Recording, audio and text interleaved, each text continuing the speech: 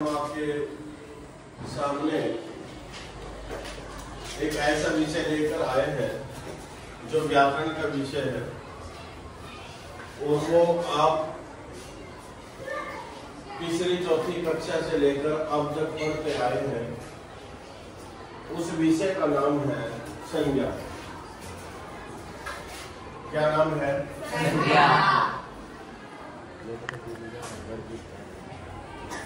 बच्चों, सबसे पहले हमें ये पता होना चाहिए कि संज्ञा किसे कहते हैं, यानी कि संज्ञा क्या है, यानी कि संज्ञा क्या है, इस बात का, इसका शाब्दिक अर्थ का पता होना चाहिए।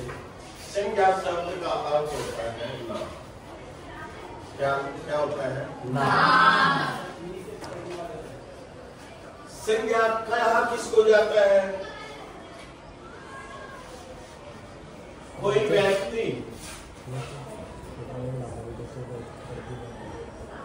कोई वस्तु, कोई स्थान और कोई भाव, उसको हम क्या कहते हैं? संज्ञा। अब मान लीजिए मैं आपसे पूछूं, खड़े हो गया, ये क्या है? ज्योमेट्री। तो इसको हम क्या कह सकते हैं? क्या कह सकते हैं? शाबाश। अब मैंने थोड़ी देर पहले बताया था, कोई भी व्यक्ति है, चाहे वस्तु है, चाहे स्थान है, चाहे भाव, उसको हम क्या कहेंगे? उसको हम क्या कहेंगे? अब ये ज्योमेट्री है, यानी कि ये वस्तु है, तो इसको हम क्या कह सकते हैं? ये क्या है? समझे? अंग्रेजी में इसको नाउन बोलते हैं। संज्ञा को अंग्रेजी में क्या बोलते हैं? नाउन। अब मैं, बच्चे अच्छी तरह समझ गए हैं। अब मान लीजिए मैं कहूँ राम, मान ले तेरा क्या नाम है भाई? लक्ष्य। इसका नाम लक्ष्य है। तो लक्ष्य कौन है? वो एक व्यक्ति। लक्ष्य क्या है? व्यक्ति। तो इसका मतलब लक्ष्य क्या हुआ? संज्ञा। आपकी समझ में आई है? अब ये स्थान है जिस कमरे में हम बैठे छोड़, ये इस स्थान को हम क्या कहते हैं? कमरा। यानी कि ये स्थान है जहां पर हम बैठे हुए हैं। जो चीज यानी कि स्थान घेरती है, ठीक है ना? कोई ना कोई, अब आपका ये थैला है, ये किसको घेर रहा है? स्थान को घेर रहा है। ये मेज है, ये किसको घेर रही है? स्थान को घेर रही है। तो इसलिए कोई भी स्थान है उसको हम क्या कह सकते हैं? संज्ञा। पता लग गया? अब किस किस बच्चे को पता है कि संज्ञा किसे कहते हैं? हाथ खड़े करें एक बार अच्छी तरह से। शाबाश, वेरी गुड। आप बताइए किस किस चीज को हम संज्ञा कह सकते हैं? हाँ, वेरी गुड, बहुत अच्छे। बैठ जाओ। ये तो, और आपने एक शब्द और लिखा था, भाव। भाव का मतलब विचार। यानी कि कोई भी विचार है वो क्या है? वो संज्ञा है। वो क्या है? संज्ञा। अब मान लीजिए मैं कहूँ बच्चा से हमने बना दिया बचपन। क्या बना दिया? बचपन। तो बच्चों, ये बचपन क्या व्यक्ति है? No sir. क्या ये वस्तु है? No sir. क्या ये स्थान है? No sir. तो ये फिर क्या है? आप पता लग गया? इसको हम क्या कहेंगे? इसको हम क्या कहेंगे? यानी कि मान लीजिए हम भाववाचक संज्ञा बनाते हैं। बुरा से क्या बनाया? बुरा। ठीक है। बच्चा से क्या बनाया? मानव से क्या बनाया? क्या बनाया? यानी कि हम इस निचोड़ पर आए, किसी भी व्यक्ति का नाम, किसी भी वस्तु का नाम, किसी भी स्थान का नाम और कोई भी भाव, ठीक है, उसे हम क्या कहते हैं? संज्ञा। यानी कि उसे हम संज्ञा कहते हैं।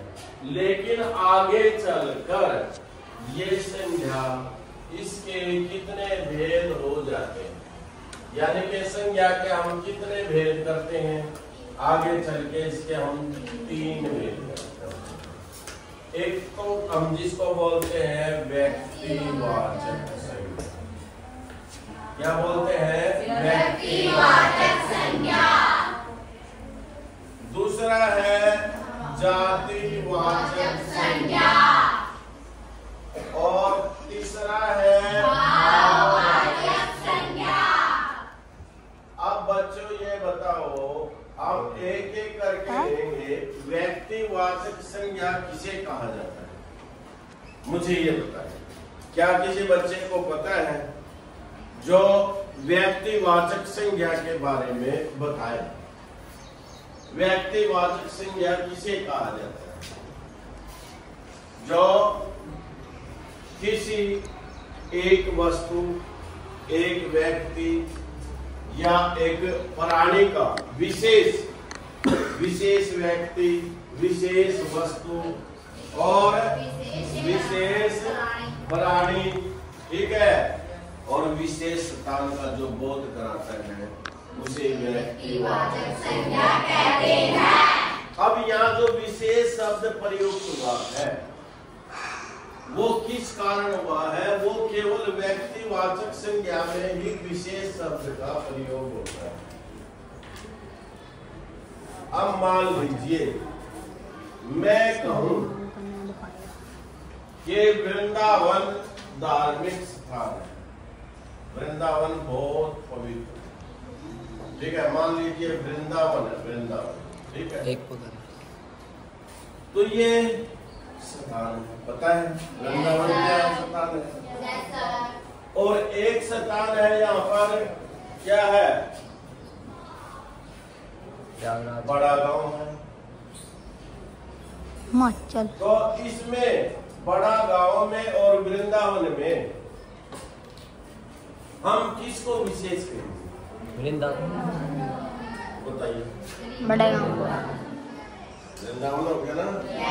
तो क्योंकि वृंदावन धार्मिक नगरी है, वहाँ पर राधा और कृष्ण भगवान ने वहाँ पर बहुत सारी लीलाएं की हैं और लोग पूजा उपासना के लिए, भजन कीर्तन करने के लिए, दर्शन करने के लिए वहाँ ज्यादा से ज्यादा लोग जाते हैं। लेकिन बड़ा गांव एक आम गांव है, ठीक है, बड़ा गांव स्थान जरूर है लेकिन वो एक आम गांव है, ठीक है, यानी कि उसके लिए विशेष शब्द का प्रयोग नहीं हो सकता। तो इसलिए जो वृंदावन हुआ वो क्या हुआ? वृंदावन क्या हुआ? वो संज्ञा तो है, वो स्थान है, लेकिन हम उसको ये नहीं कहेंगे ये व्यक्तिवाचक संज्ञा है। जी वो समझे नहीं समझे? लेकिन जो वृंदावन है उसको हमें व्यक्तिवाचक संज्ञा कहेंगे। क्यों कहेंगे? क्यों बताओ? क्योंकि वो विशेष स्थान का प्रतीक है। अब मान लीजिए दिल्ली, ये दिल्ली है, थोड़ा सोचो दिल्ली क्या है? दिल्ली बताओ क्या है? स्थान है, दिल्ली स्थान है। लेकिन दिल्ली क्या आम स्थान है या विशेष है? इसको विशेष क्यों कहा गया? क्योंकि दिल्ली भारत की क्या है? भारत देश की राजधानी है, इसलिए उसको हम क्या कहेंगे? दिल्ली को विशेष स्थान का प्रतीक है, तो इस कारण इसलिए उसको हम क्या कहेंगे? व्यक्तिवाचक संज्ञा। इसे हम कहेंगे व्यक्तिवाचक संज्ञा। अब मान लीजिए मैं कहूँ ये नरेश है, बड़े गांव से कोई नरेश है, और मैं कहूँ यहाँ जो है किसी का भी नाम बोल दो जो आपका प्रिय हो, नेहरू, नेहरू नाम, नेहरू, ठीक है, जवाहरलाल नेहरू, जिन्होंने किताब लेके आपकी भारत की खोज। तो यहाँ नरेश और नेहरू में कौन विशेष है? नेहरू और नरेश में विशेष कौन है? नेहरू। तो नेहरू क्यों है बताइए? क्यों प्रधानमंत्री है? नेहरू क्या है? भारत देश के प्रधानमंत्री, क्योंकि वो विशेष है। ठीक है, तो जो विशेष का प्रतीक होगा उसको हम क्या कहेंगे? व्यक्ति। मैंने व्यक्ति के बारे में, अब वस्तु के बारे में बताऊं। अब मैं कहूं कि ये काफी कॉपी, ये क्या है?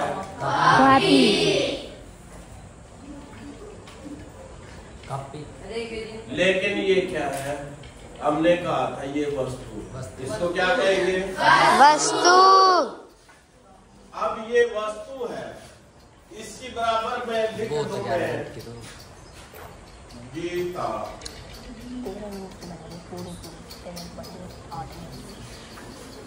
अब बच्चों ये बताओ, अब गीता में और कॉपी में कितना अंतर है? कोई बच्चा बता सकता है? हाँ बताइए, बताइए दीपांशु। हाँ, और ये कॉपी है, तो इन दोनों में क्या अंतर है? हाँ हाँ, गीता एक विशेष वस्तु है, क्योंकि वो हमारे हिंदू धर्म की पवित्र पुस्तक है। हम सभी उसका आदर सम्मान करते हैं, और उसमें भगवान कृष्ण का क्या है? गीता का संदेश दिया गया है। तो इसलिए हम उसे क्या करते हैं? उसे हम उसका सब सम्मान करते हैं। और ये बेचारी क्या एक